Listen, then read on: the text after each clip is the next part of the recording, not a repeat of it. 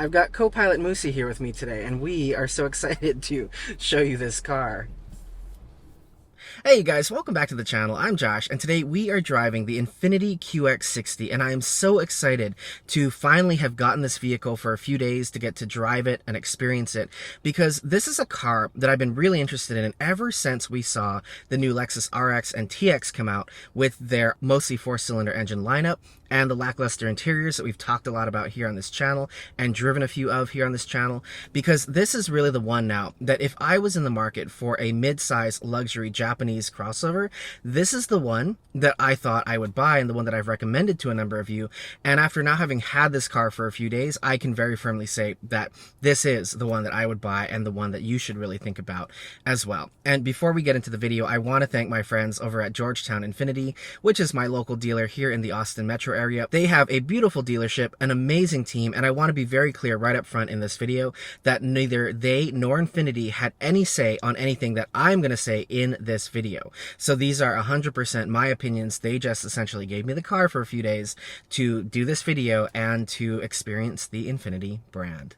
Now, right off the bat, it is absolutely true that over the last decade or so, Nissan really neglected the Infiniti brand. And so we had a lot of products from Infiniti that weren't competitive, that felt outdated, and that just hadn't gotten any updates. And as a result, I think the Infiniti brand has kind of had a downturn here in the United States. However, with this QX60 and with the upcoming QX80 that we've also had a chance to see thanks to Georgetown INFINITI, they are back with a vengeance and seriously should be on your shortlist if you're looking for a Japanese luxury car, because the vehicles that Infiniti is putting out right now are seriously at the top of their class. And again, this is what I would buy if I was shopping for a vehicle in this particular class. And here I have to disclose, if you haven't been with me here on the channel in the past, I have been over the last decade a very loyal Toyota and Lexus customer. I've purchased 10 of their vehicles in the last 10 years.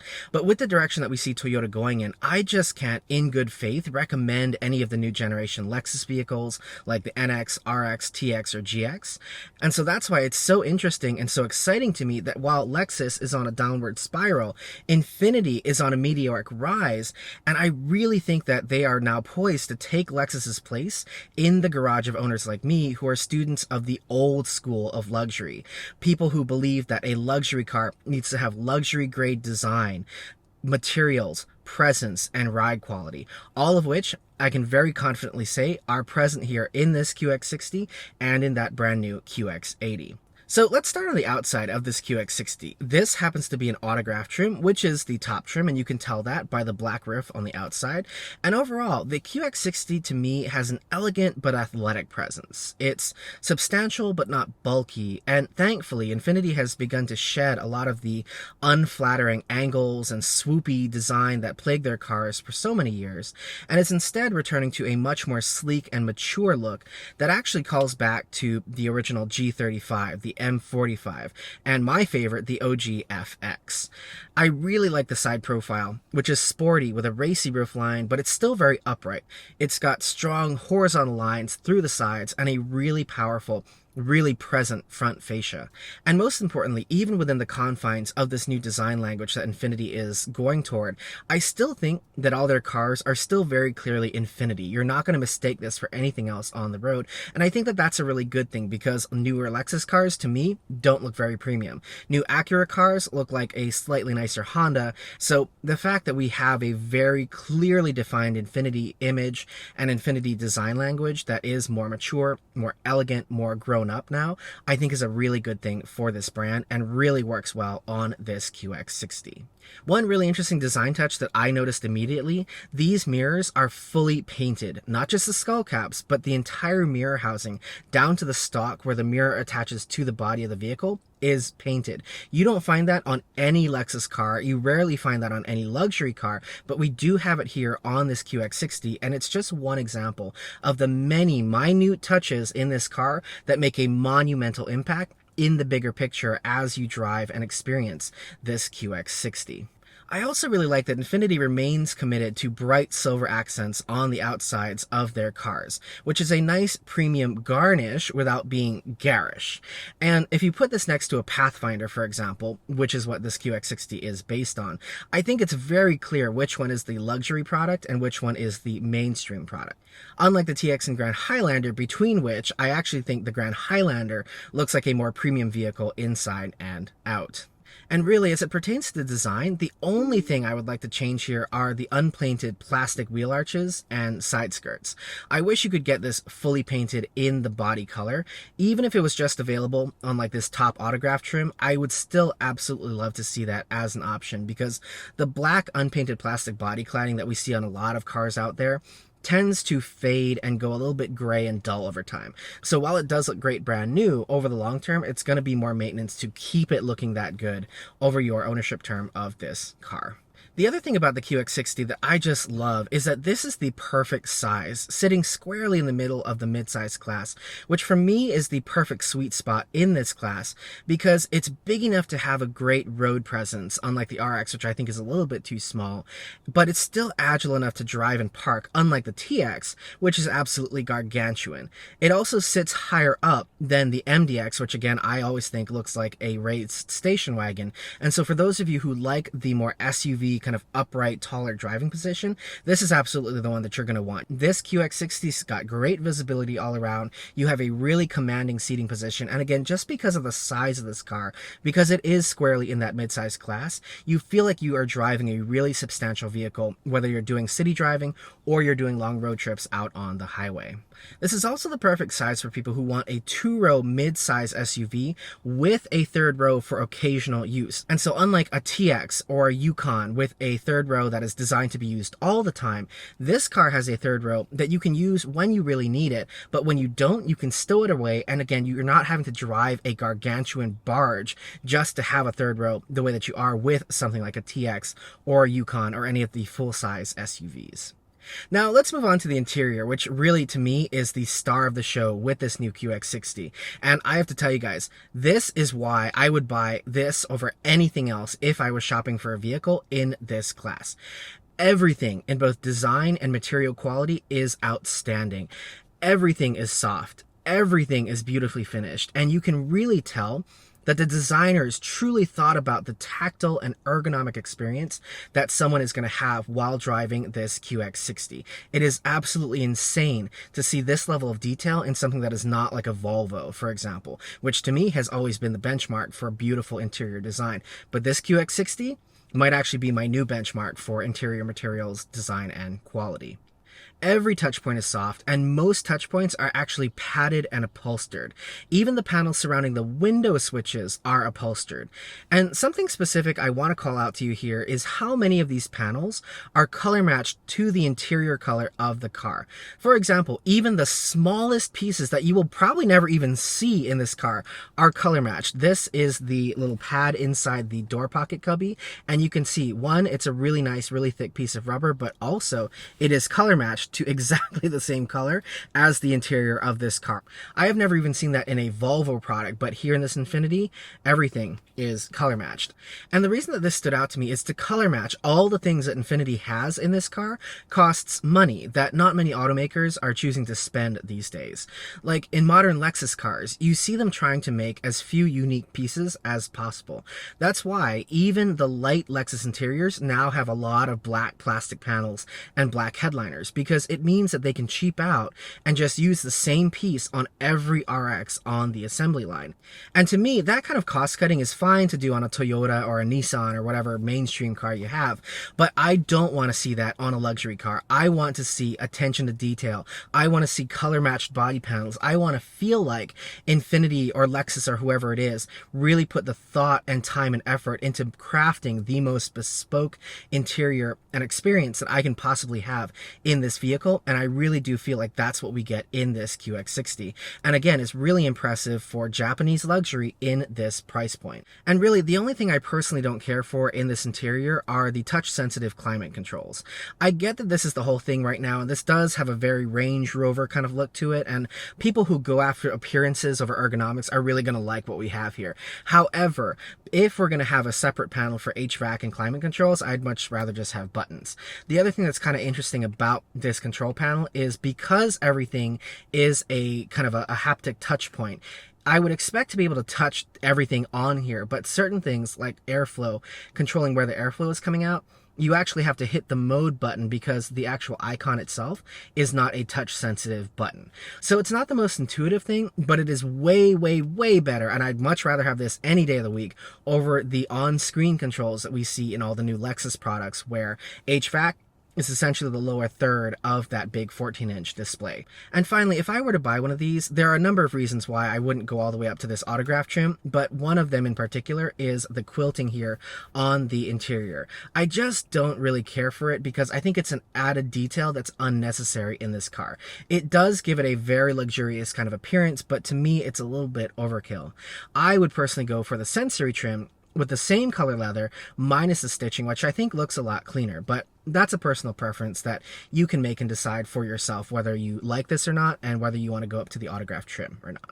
With that said, I also think it might just be because we have the brown interior in here. Because when I went to the Infiniti dealer, one of the other really impressive things with this QX60 is when I was looking at an autograph trim with the black interior, which also had the quilting, I was actually really surprised how nice that black interior option is. There's enough detail that I think creates the visual interest that I'm looking for from a luxury vehicle. There's contrast piping in the seats. There are a lot of bright silver accents on the trim in this vehicle, and unlike with the black interiors in modern Lexus cars, you don't feel like you've had to give up the luxury to have the black interior option. And like with the new Lexus cars, when you look at the black interiors of them, they basically look like Toyotas. Go look at a TX, it shares exactly the same seats in the second row with the Grand Highlander. That's not luxury, that's Toyota. So this QX60 is obviously really impressive sitting still here in the driveway, but now let's take it out on the road because just like our beloved last generation Lexus RX, this QX60 still has a naturally aspirated 3.5-liter V6 under the hood, and we now have a much more traditional cogged 9-speed automatic transmission. Specifically, it's the ZF 9-speed. So let's take it out on the road and see how it does there.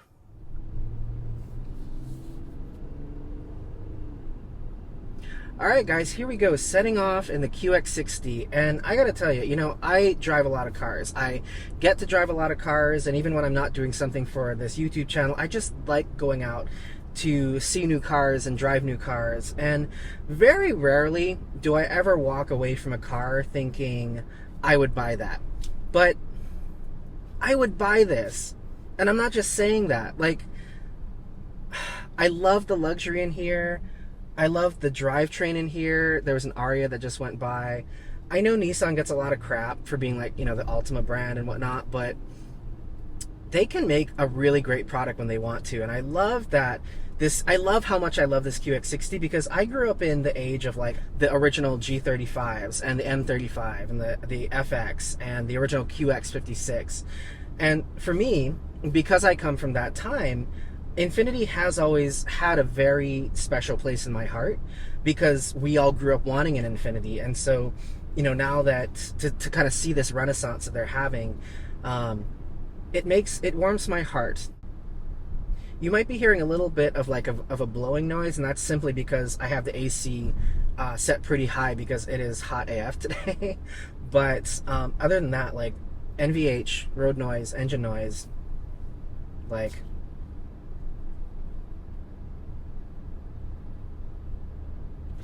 you say, like, I can literally whisper and you can hear me in this car. It's crazy. Out here underway though, again, such a refined car to drive, so smooth. I love that this car still has a V6 because this actually, okay, I'm probably gonna piss a bunch of people off by saying this. This is nicer and drives nicer than the last generation RX. I love the last generation RX, and there was nothing wrong with the way that car drove, but this car drives even better, if you can believe that. The other thing that I'm really impressed with is this is the autograph trim, top trim, so we've got the biggest wheels. And I was a little bit worried about that because in a lot of cars, when you have the biggest wheel option, and this I believe is a 20 or 21 inch wheel on the autograph, it creates a really harsh ride. And so you feel all that coming up through the body of the car. And that road stretch, by the way, that's one of the worst stretches of road in my area. And even on these big wheels with relatively low profile tires, the ride is still really smooth. So they've been able to dampen out and balance out a lot of that harshness and kind of road imperfection feel that you usually get with a big wheel, which is really impressive to me. Now, we're headed out to the tollway on-ramp so we can get onto the expressway. This car is brand new. Like, we have less than 100 miles on this car. And even though this is not my car, I want to respect it, so I'm not going to floor it or anything like that here in this video. You will still be able to hear the engine noise. We will get up to highway speed. But let's go ahead, thank you, and get onto the tollway here.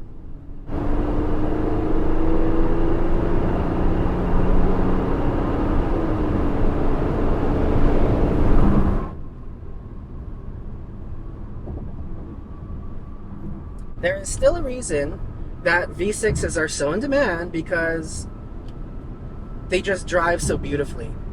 This car is effortless in exactly the same way that the old RX was effortless. It's such a joy to drive. It's so easy. You don't have to think about anything. You just put your foot down and the car effortlessly gets up to speed. You have a really refined drive with the V6. You have enough power for passing when you need it, but otherwise, it's so, again, under-stressed, the way that Toyota's old V6s were too. Such a joy to drive. Now, without getting into too much detail, let's do a quick crash course on Nissan's engines versus Toyota's engines. So, in Nissan vernacular, we have the VQ V6 and the VR V6. VQ V6 is a naturally aspirated V6. VR is the turbocharged V6. Now, this car has the VQ V6, so that is a naturally aspirated V6. This one is the VQ35DD. So VQ, naturally aspirated 3.5 liter V6. Now, the difference is there are two different versions of the VQ engine. There's DE and DD. DE is going to be naturally aspirated variable valve timing, but with port injection. DD is going to be naturally aspirated V6 with variable valve timing and direct injection. And so when you hold that up to Toyota's engine lineup, or Toyota's former engine lineup with the 2GR V6, you can really think about the VQ35DE as the equivalent to the 2GR FE V6. And then this DD VQ V6 is going to be more akin to the 2GR FKS V6, which was the same thing, naturally aspirated 3.5 liter V6 with direct injection. So hopefully that made some sense for you all as to why this car is going to drive exactly like the way that the old Lexus RX used to, because the 2016 to 2022 Lexus RX had the 2GR FKS V6, basically Toyota's version of this VQ35DD V6. I don't know if that made any sense, but for those of you who care about engines, that's the way to kind of think about the engines in this QX60 versus what you might find in a Toyota vehicle. So as you can see now, we're off the expressway. We're cruising on through an arterial route here. We're going to head out toward the kind of woodland area that's in my part of town that I like to drive through. And again, such a nice car to drive, so effortless. This is like the polar opposite of that new RX that we've now driven two of. We drove the hybrid 4-cylinder and we drove the turbo 4-cylinder, and in both of those, the thing about those RXs was, okay, when I got out of those cars and walked away from them, it was pretty much like good riddance. I didn't want anything to do with them. I didn't want to buy one. I was so glad that that was not my car. With this QX60, on the other hand, I've said to John in the last few days that we've had this car, I would buy this car. I want this car because I would love to drive this car on a daily basis. And one of the big reasons for that is the suspension in this car. I was shocked. This suspension is probably the nicest of any crossover I have ever driven, and I've driven a lot of crossovers. One of the things I really like about it is it drives perfectly flat. Very much the same way that like my GX with KDSS drives. Flat. Corners, flat. Takes curves and turns with like zero body roll. Really, really impressive. However, the thing I also like about this suspension, as opposed to a lot of the German competition out there, it's not crashy, it's not firm, it's not overly firm, it's not rigid. So, you know, we're on some not the best kind of asphalt right now. I'm not feeling any of that, and any of the expansion joints and any of the imperfections, manhole covers, you know, things like that, that you do tend to feel in like Audis and BMWs and Mercedes.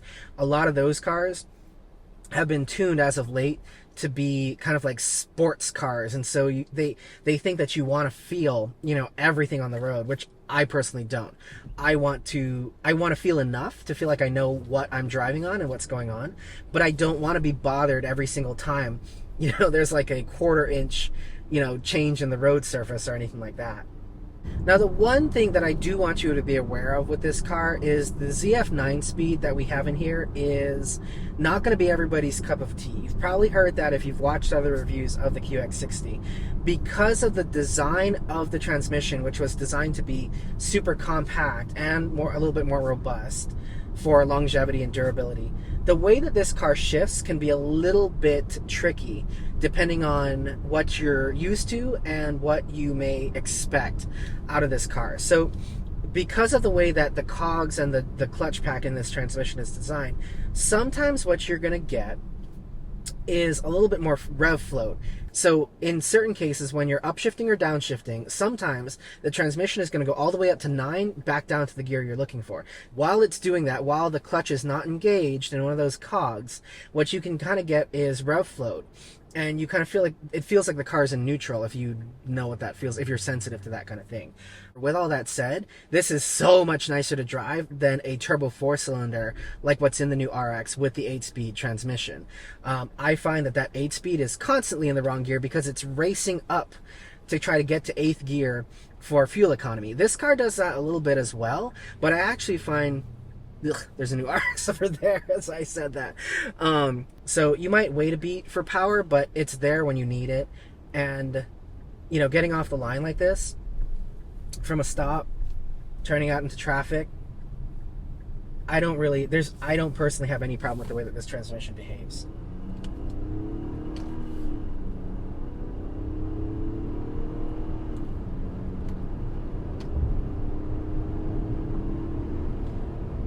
So we just turned out onto another major thoroughfare here, and I went to pass that truck because I don't know what he's doing. He's driving like way too slowly for this road, and doing that maneuver. So I'm actually wiggling the wheel right now. Almost no body roll, and that was, I mean, I'm doing this at 62 miles an hour. Okay, so I'm sitting at a red light. I need to turn left. I'm gonna take this turn fast and hard. So let me kill the auto stop start. And I'm going to take it hard so that you can really, and really watch like me here. Because I'm not going to do this the way I would in like that GX and many other cars actually. This car really corners nice and flat. And then we're going to head to the back roads that I like to drive on as well. So here we go.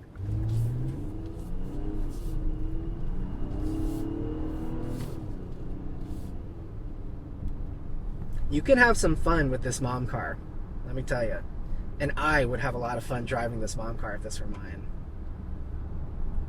I hate how much I love this car because it's not mine. But I love how much I love this car because I'm so glad that we have a car now that I can wholeheartedly recommend to you, that's from a Japanese brand with a V6 that's going to have, you know, all things considered, pretty good reliability, I think, over the long term. Just because even though there is a lot of new technology in this car, and it is from the Nissan-Renault Alliance, there's enough old school in this car as well that should bode well for its reliability in the long term. And the nice thing about buying one of these at the moment here in 2024 is this car has been out now for 2 years. So this came out for the 2022 model year. So we're now on essentially the second or the third model year of this car. And so I think a lot of the bugs and kinks have probably gotten worked out with this car at this point.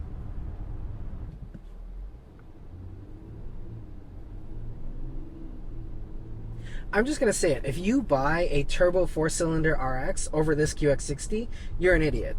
Plain and simple. I don't know why anyone would want a 4-cylinder turbocharged RX over this. I can kind of understand why folks might want a TX because they need the extra room in the TX. However, I also think that if you buy a TX over a Grand Highlander, you're an idiot, because the Grand Highlander looks nicer, has a nicer interior, and is about $10,000 to $15,000 cheaper than a comparable TX. But if you don't need the space of the TX, this is the one you should buy, because the trim that I would buy is about $65,000, which is pretty high up in the QX60 range, and is only about, let's say, maybe $4,000 more than a fully loaded Grand Highlander. And I'd much rather have this than a Grand Highlander. Okay, here we are out on the back roads, on the twisty roads. I'm going a little bit slowly because there's a truck up there that I don't want to. I want to go a little bit faster here, so I'm going to give him some more room to get out ahead of us. And here on these kinds of roads,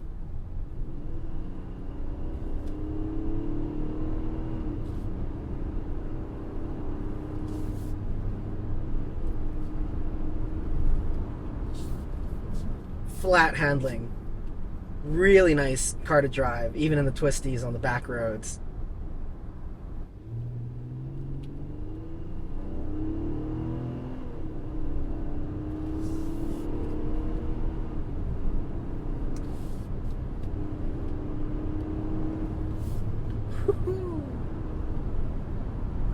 I mean, this car is a joy to drive. And then the V6 engine note too, because it's not a turbo 4-cylinder, so nice.